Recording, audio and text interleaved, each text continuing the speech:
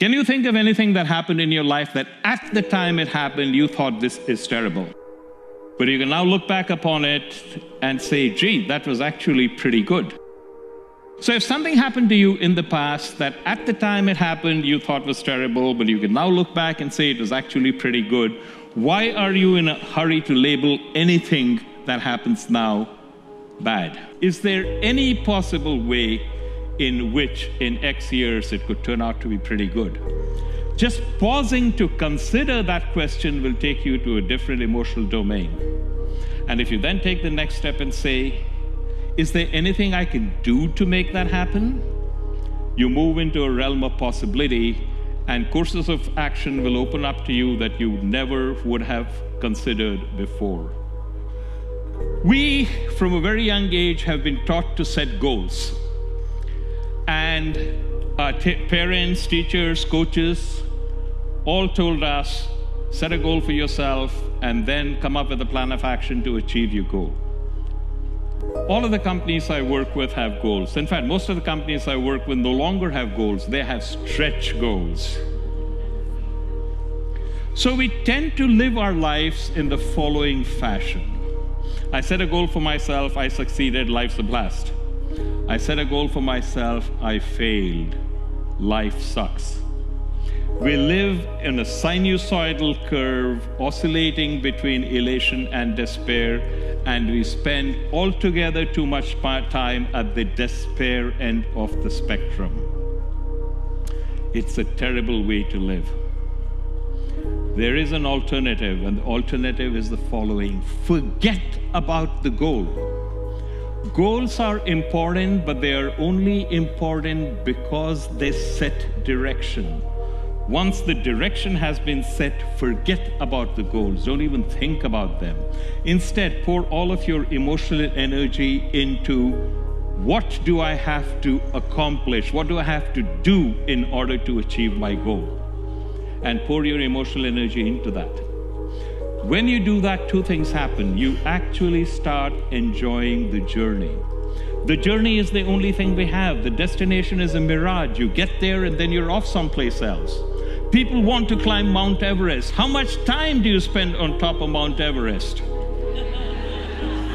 A few minutes to a half hour at most. You climb up there, your buddy takes a picture of you, your buddy gets up there, you take a picture of him, and then you're on your way down, and you hope you don't get killed in an avalanche. So if you're going to climb Mount Everest, you better enjoy the weeks and months of acclimatization on Base Camp 1, Base Camp 2, and onwards.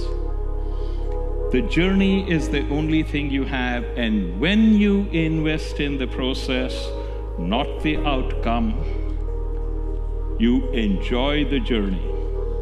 And paradoxically, the more you are detached from the outcome, the higher the probability that you will actually reach the goal you wanted. And if you reach the goal, wonderful. If you do not reach the goal, wonderful. The mistake that all of us make, that all of us buy into, is that the benefit of this approach is then we will reach our goal. The reason we try very hard is so that we can reach our goals, and if we don't succeed, you know, we screwed up, it's terrible. False.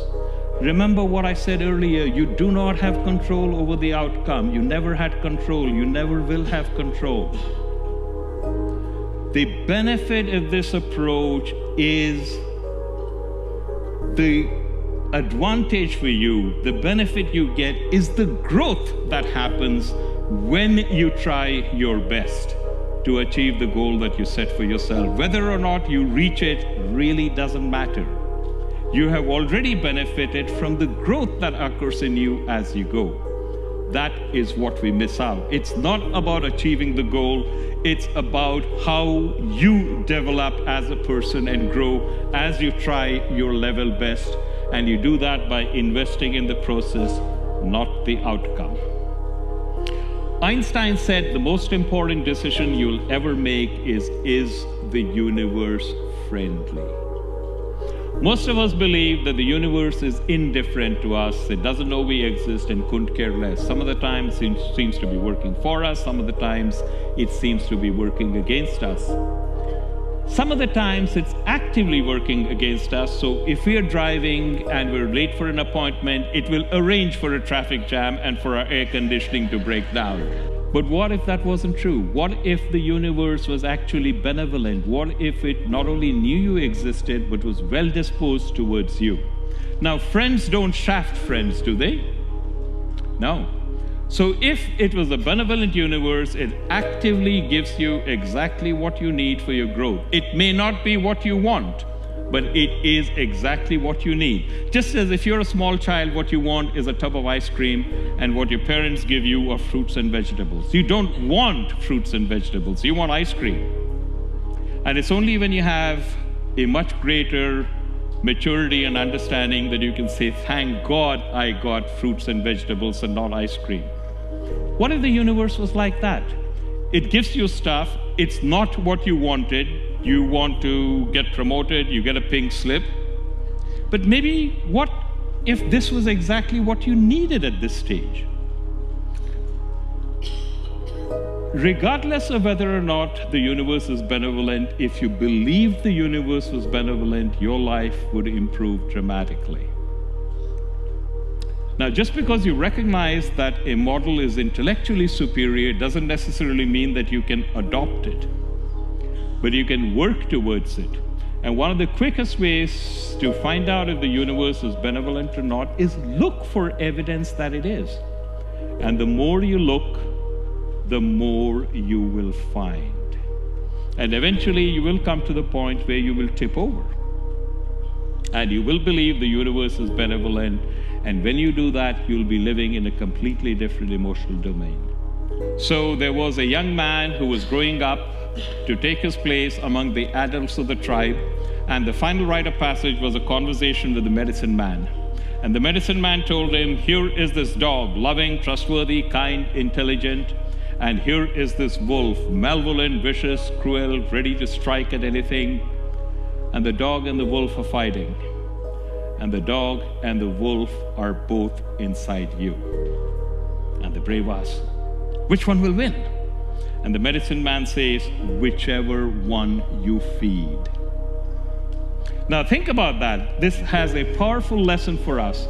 Inside each one of us is an altruistic, let me help my fellow man and do what I can to make the world a better place. And inside each one of us are, let me grab everything I can for myself, and the devil take the hindmost impulses. And the two are always at war with each other.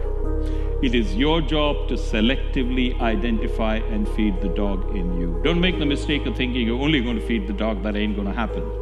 The best you can hope for is that you'll feed the dog a little bit more than you feed the wolf. But when you do that and the dog becomes stronger, it's